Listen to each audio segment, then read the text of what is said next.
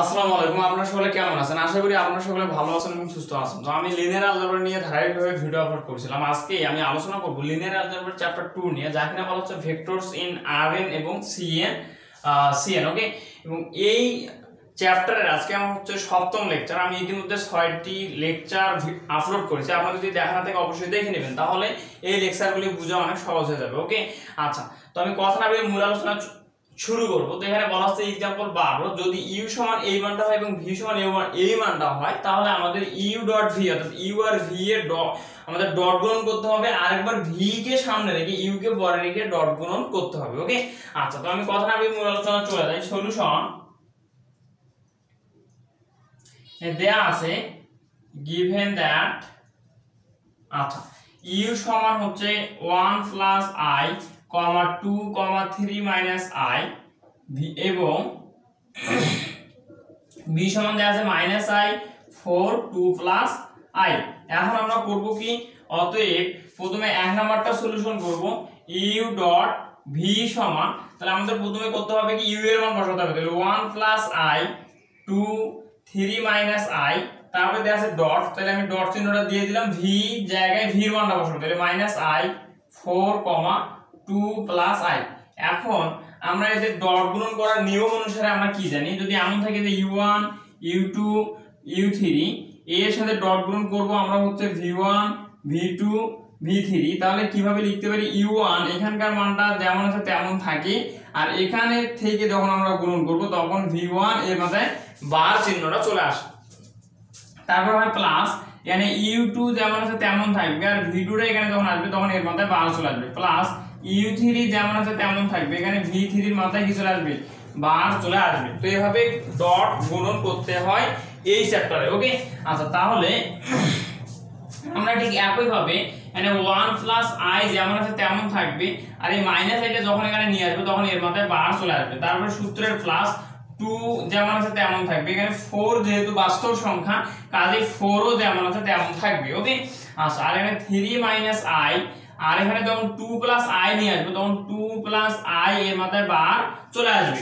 ওকে, এখন আমরা এটা কিন্তু এখন গুণ করতে পারবো না, কারণ একটা হচ্ছে আমার অনুবন্ধী আর একটা হচ্ছে আমার সংখ্যা। তো এই জন্য আমাদের করতে হবে কি, দুইটাকে স্বাভাবিক সংখ্যায় নিয়ে আসতে হবে, অর্থাৎ এই বার চিহ্নটাকে আমাকে সরিয়ে দিতে হবে। তাহলে 1 প্লাস i, আর এই বার চিহ্নটা কখন সরে যায়, আমরা যদি জটিল সংখ্যা z সমান a প্লাস যদি ib হয়, তাহলে z এর অনুবন্ধী সমান আমরা লিখতে পারি a মাইনাস ib, অর্থাৎ যার সঙ্গে কাল্পনিক সংখ্যাটা যুক্ত বা তার সঙ্গে i যুক্ত আছে, তার যখন আমরা বার করব তখন তার সামনের চিহ্নটা কি হয়ে যাবে, চেঞ্জ হয়ে যাবে। এখানে যখন z সমান a প্লাস ib ছিল, কিন্তু z এর অনুবন্ধী সমান, তখন এই i এর সামনে প্লাস ছিল, অনুবন্ধী মানে এই z বার মানে a প্লাস ib বার। ওকে, যখন আমরা এটাকে এই রকমে মানে বারটাকে সরাবো তখন i এর সামনে যে প্লাস ছিল এটা মাইনাস হয়ে যাবে। এতটুকুই আমাদের জানতে হবে। ওকে, আচ্ছা, তাহলে এখানে মাইনাস i এর বারটা তখন সরে যাবে যখন আমরা শুধু প্লাস i লিখবো। ওকে, প্লাস এখানে 4 দুগুণে 8 প্লাস এখানে 3 মাইনাস i ঠিক থাকবে, আর এখানে এই বারটা চলে যাবে কখন, যখন i এর সামনে প্লাস আছে আমরা মাইনাস দিয়ে লিখবো। এখন আমরা গুণ করে দিব, তাহলে 1 এর সাথে i গুণ করলে i, তারপর প্লাসে প্লাসে প্লাসে প্লাস i আর i গুণ করলে হয় i স্কয়ার, আর আমরা জানি কি i স্কয়ার এর মান হচ্ছে -1। তাহলে আমি বারবার মানে পরের লাইন না বাড়িয়ে এখানে লিখে দেব i স্কয়ার মানে -1। তাহলে এখানে যদি i স্কয়ার জায়গায় আমি -1 বসাই, তাহলে প্লাসে মাইনাসে মাইনাস, তখন এখানে আমার চলে আসবে -1। ওকে, আর এখানে প্লাস 8 আছে, 8 ওর জায়গায় থাক, এখানে প্লাস 3 দুগুণে 6 প্লাসে মাইনাসে মাইনাস হবে 3i, আবার প্লাসে মাইনাসে মাইনাস হবে 2i। ওকে, আর মাইনাস মাইনাসে প্লাস i আর i গুণ করলে i স্কয়ার, আর আমরা জানি i স্কয়ার মানে হচ্ছে -1, আর যখন এই প্লাসে মাইনাসে মাইনাস হবে তখন এখানে আমরা লিখতে হবে হচ্ছে -1। আচ্ছা, এখন আমরা যদি একটু লক্ষ্য করি, এর হচ্ছে -1 -1 তাহলে -2। ওকে, আর এখানে 8 6 হচ্ছে 14, তাহলে 14 প্লাস 14 -2, তাহলে যদি বিয়োগ করি তাহলে আমার প্লাস 12 চলে আসবে, তাই কি না? তাহলে আমি এখানে লিখতে পারি যে প্লাস 12, তাহলে এই যে 12 আমি লিখে দিলাম। ওকে, আর এখানে আছে -5 এই যাবো, -3i -2i, তাহলে যোগ করলে কত হবে আমার -5i, আর এখানে একটা প্লাস i আছে, তাহলে আমার কি চলে আসবে এখানে -4i। তাহলে আমি মাইনাস মানটাকে পরে লিখলাম -4i। এখন এখান থেকে আমি 4 কমন নিতে পারি, কিন্তু 4 কমন নিলে এখানে 3 4 12 মাইনাস ওর জায়গায় থাকবে 4 কে কমন নিলে এখানে শুধু থাকবে i।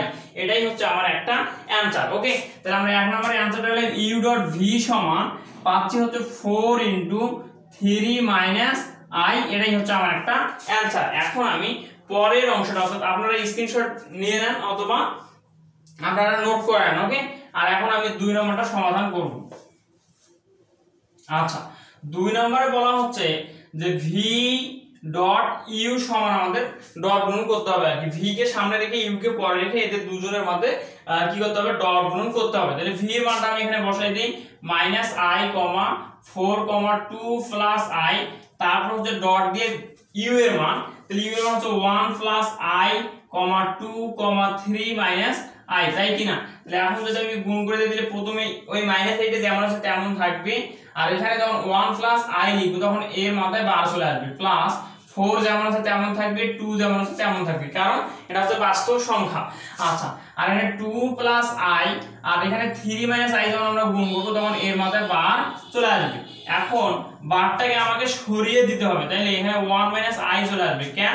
এখানে i এর সামনের চিহ্নটা অর্থাৎ বার চলে যাবে তখন যখন i এর সামনে যদি প্লাস থেকে মাইনাস হবে, মাইনাস থেকে প্লাস হবে। ওকে, আর এখানে 4 × 2 = 8 প্লাস হচ্ছে 2 + i আর এখানে চলে আসবে 3 + i, তখন বারটা আর থাকবে না। ওকে, আচ্ছা, তাহলে প্লাস মাইনাসে -i, মাইনাস মাইনাসে প্লাস, এখানে চলে আসবে i² প্লাস 8 প্লাস হচ্ছে 3 × 2 = 6 প্লাসে প্লাসে প্লাস 2i আর এখানে হচ্ছে প্লাসে প্লাসে প্লাস 3i প্লাস হচ্ছে i আর এই গুণগুলো হয় i²।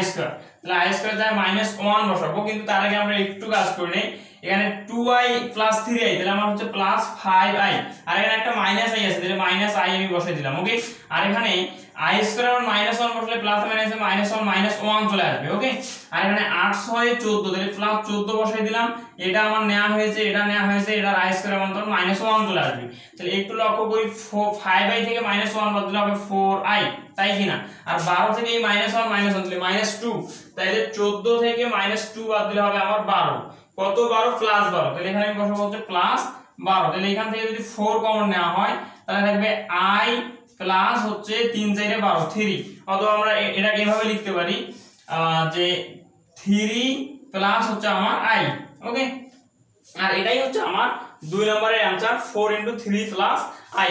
তাহলে 2 নম্বরের অ্যানসার কত? এটা সমান হচ্ছে, তাহলে আমি এখানে দেখাই দেই v ডট ইউ সমান হচ্ছে 4 × 3 + i, এটা আরেকটা অ্যানসার। তো এইভাবেই আসলে মানগুলি বের করতে হবে। তো আমি আশা করি যে চ্যাপ্টার 2 নিয়ে কারো কোনো সমস্যা থাকবে না।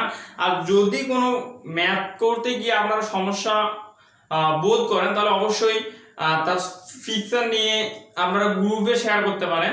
আমাদের যে ফেসবুক গ্রুপ রয়েছে সেই ফেসবুক গ্রুপের লিংক আমি ডেসক্রিপশনে দিয়ে দেবো। তো সবাই ভালো থাকবেন, সুস্থ থাকবেন। আসসালামু আলাইকুম।